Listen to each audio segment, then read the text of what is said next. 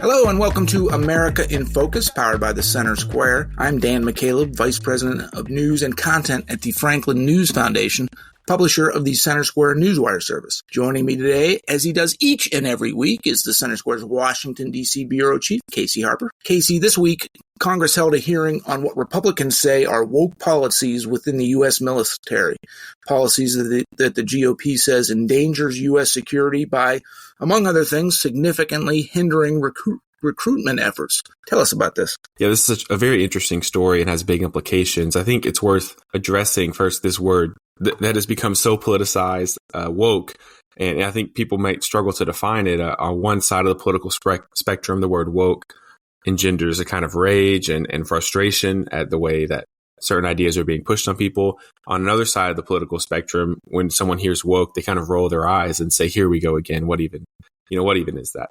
And so, it's definitely true that lawmakers are using this language of this woke ideology influencing the military.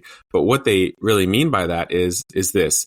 There's a growing trend of some of the more progressive and aggressive liberal ideologies on race and gender influencing military training, Air Force, for example, Air Force Academy training, so military academy training, HR training within the military, and even the schools that educate the children of military service members, right?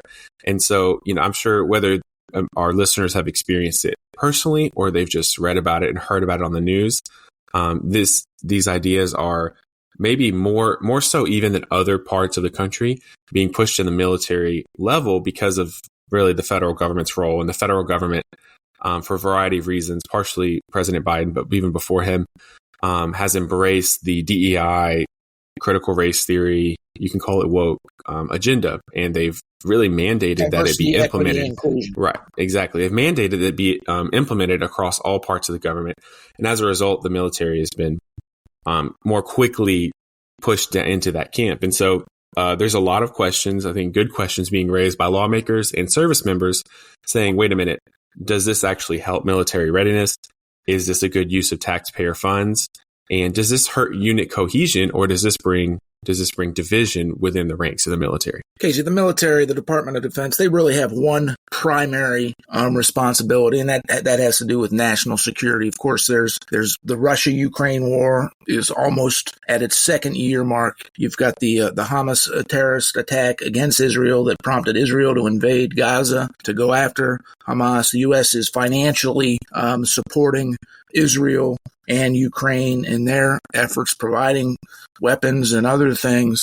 At the same time, last fiscal year, the U.S. military missed its recruiting goal by 41,000 individuals. I just don't get why these quote unquote, to use the rights term, woke policies are a priority right now when, let's face it, the world's not in a great place right now, and the U.S.'s role in national. Of course, you also have the border security crisis at the southern border with Mexico. I just don't understand why this is an issue right now. Yeah, I mean, these international and domestic issues certainly highlight and bring more scrutiny to what the military is succeeding at if they're not succeeding at securing the border, dealing with some of these conflicts, or for example, the U.S. just initiated airstrikes against the Houthis to protect, I believe, the Suez Canal. And so there's a lot of things going on. I think it's a good question to say, is this a good use of resources and focus and time? And you might say, well, we can walk and chew gum at the same time. And maybe that's true. But, a big bureaucracy can only do so much. And several, multi-theater wars is a lot to do. And so you mentioned the recruiting goal of 41,000 short. It's worth noting that recruiting goal is 41,000 short only after the branches lowered their goals to be more realistic. So the problem is actually much greater than that because they've seen this decline in recruiting. So they made their goals less ambitious. And then even with those less ambitious goals, they still fell short. Now, it's probably a very complex problem. There's a lot of reasons why people do and do not join the military. But one of the key ones is that family members are not recommending that their who join the military, they're not telling their family, hey, you should join the military too. The dad who was in the military is not telling his son, you should sign up nearly as often. And so the lawmakers there was a congressional hearing this week on this very issue. and lawmakers, among other experts, have said that the politicization of the military is a big reason why people are not recruiting to the same degree their own family to join it, because, the idea is that you can only sit through so many trainings on how all white people are racist and how white privilege is one of the biggest problems facing the country before you say, this isn't for me and this isn't for my family. This isn't my dad's military, basically. And so that's the concern. Is this affecting recruitment? Is it a distraction? There definitely are taxpayer dollars being spent on this for consultants, for trainings. There was I covered last year a story about how Air Force, at the Air Force Academy, the students were being taught at length about pronoun usage. So I think, these things are happening. This is not a one-off. This is not an isolated incident. It's happening throughout the military, simultaneous to a drop in recruitment and seemingly disorder and chaos all around the world. There's also the potential, and it could happen any day, any week, any month now, of China invading Taiwan. That's another international concern. The millions of people that have flooded into the United States from Mexico, including known or hundreds and hundreds of known or suspected terrorists. It just seems like the military needs to get its act together. We've seen that stockpiles of weapons particularly because of the Ukraine war and all the weapons that we've supplied Ukraine in their defense against Russia's invasion that has been depleted. The U.S. weapons supply has been depleted. It just seems like there's much more pressing issues right now when it comes to national security. And, Congress holds a lot of hearings. They don't seem to get anything done.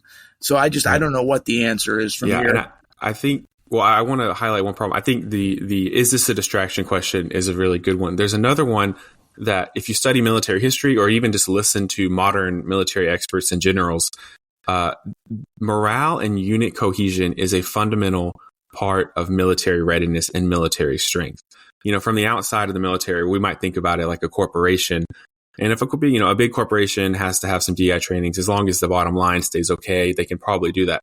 But from someone inside the military's perspective, especially in leadership, although the very top of leadership is pushing a lot of this down on everyone else. But from leadership's perspective, it is a crucial resource. Morale is a crucial resource. Unit cohesion is a crucial resource. And so if you have some kind of teaching that is alienating, black and white service members from one another, or pushing out white service members or making them feel a certain way, then those are they going to be less likely to jump on a grenade? Right? Is there going to be a less of a sense of brotherhood, brotherhood is not just a nice feature of the military. It actually makes the military stronger. And studies have shown this. Service members will report this and tell you this, that sense of camaraderie, that sense of unity within the unit is not just a nice, warm feeling. It actually makes them fight better. It makes them more effective. It makes them communicate better. And it translates to real results on the battlefield. And so it's not a small thing to degrade the morale and the unity of the military over time. It has real world implications, which are coming, as you said, at a time when we might need the success of the military more than we have in a long time. Casey, all very good points. Thank you, as usual, for your insight into this very important story. Listeners can keep up with our reporting on this topic at thecentersquare.com, but we are out of time. For Casey Harper, I'm Dan McCaleb. Please subscribe. Thank you for listening. Get creative with Skillshare. Explore thousands of hands-on creative classes with one inspiring membership. Watch, play, learn, discover. Follow the link in our show description to join Skillshare today and get 1 month free.